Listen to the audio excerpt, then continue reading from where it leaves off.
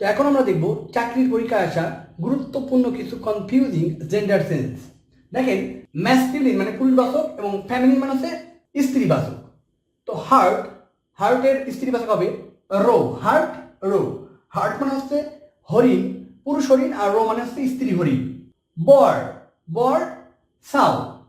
বর মানে হচ্ছে বন্য শুকর, আর সাও মানে হচ্ছে বন্য শুকরি। মঙ্ক নান। মঙ্ক মানে হচ্ছে সন্ন্যাসী, আর নান হচ্ছে সন্ন্যাসিনী। RAM you. র্যাম মানে ভেড়া, আর ইউ মানে হচ্ছে ভেড়ি। Stake hind. স্টেক মানে হচ্ছে হরিণ, পুরুষ হরিণ, আর হাইন্ড মানে হচ্ছে স্ত্রী হরিণ। বাঘ ডো। বাঘ মানে হচ্ছে পুরুষ হরিণ, আর ডো মানে হচ্ছে স্ত্রী হরিণ। গেন্ডার মানে হচ্ছে রাজহাঁস, আর গুস মানে হচ্ছে রাজহংসী। উইজার্ড মানে হচ্ছে জাদুকর, আর উইস মানে হচ্ছে ডাইনি। ড্রেক মানে পাতিহাঁস, আর ডাক মানে হচ্ছে পাতিহাসি বা মহিলা পাতিহাঁস।